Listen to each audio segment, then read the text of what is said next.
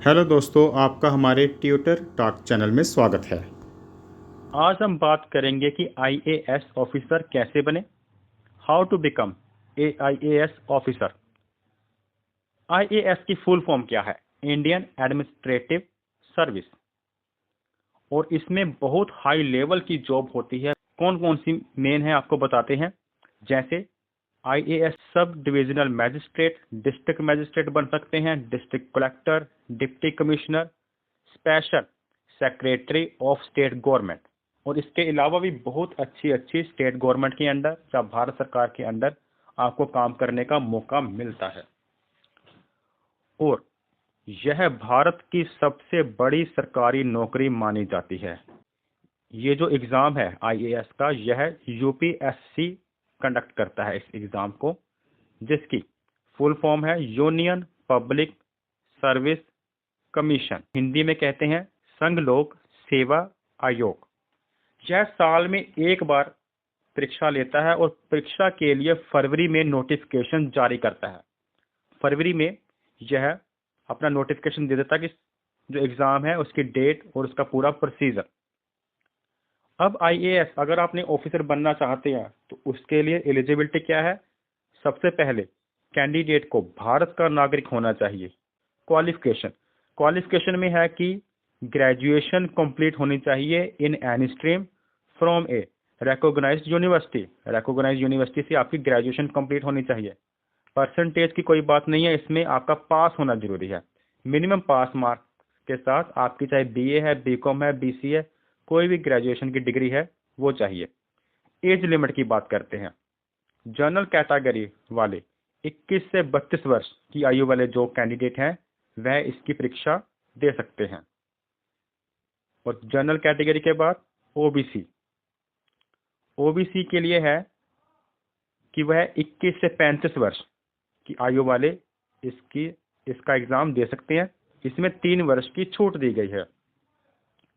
OBC के बाद जो एससी और एसटी है उनके लिए एग्जाम देने के लिए 21 से 37 वर्ष की आयु होनी चाहिए और 5 वर्ष की इसमें छूट है, यानी कि जनरल में 21 से 32 था तो इसमें 21 से 37 वर्ष।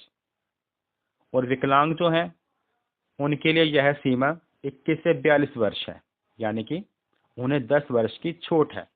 और बात करते हैं अटेम्प्ट्स की कि इस एग्जाम को कितनी बार आप अटेम्प्ट कर सकते हो। तो उसके लिए भी वही है कि जनरल कैटेगरी और ओबीसी के हिसाब से अलग अलग है। जनरल कैटेगरी के लिए है 6 अटेम्प्ट, ओबीसी के लिए 9 अटेम्प्ट हैं, एससी और एसटी के लिए नो लिमिट्स, उनके लिए कोई लिमिट्स नहीं है। और जो विकलांग हैं उनके लिए 9 अटेम्प्ट हैं, जो कि जनरल और ओबीसी वाले होंगे।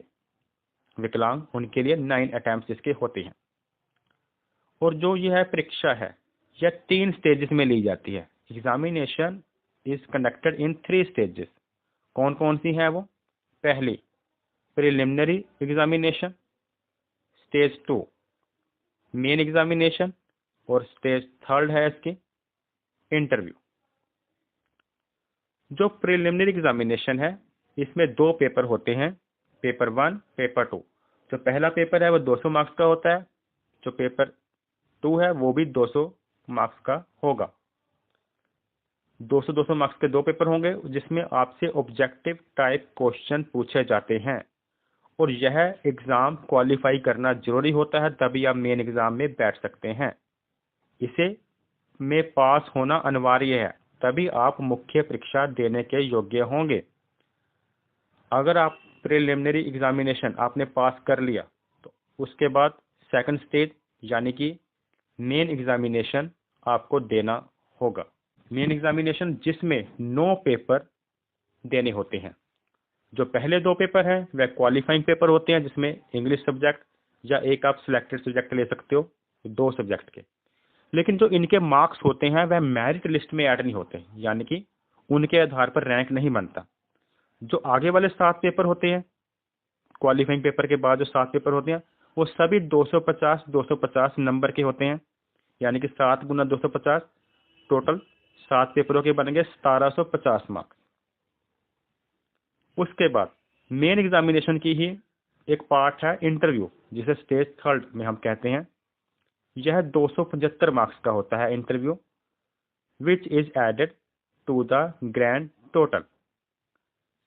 यानी कि पिछले जो 7 पेपर के मार्क्स थे वो 1750 थे, इंटरव्यू के 275, तो टोटल हो गया 2025 मार्क्स।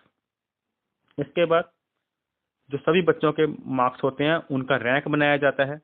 जो सबसे ज़्यादा हाईएस्ट मार्क्स होते हैं 100 रैंक में, उन कैंडिडेट्स को आईएएस सेवा के लिए चुन लिया जाता है।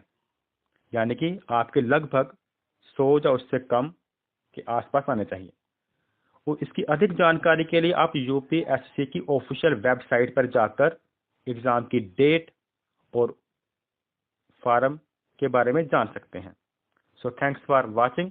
अगर आपको यह वीडियो पसंद आया हो तो इसे लाइक करना ना भूलें।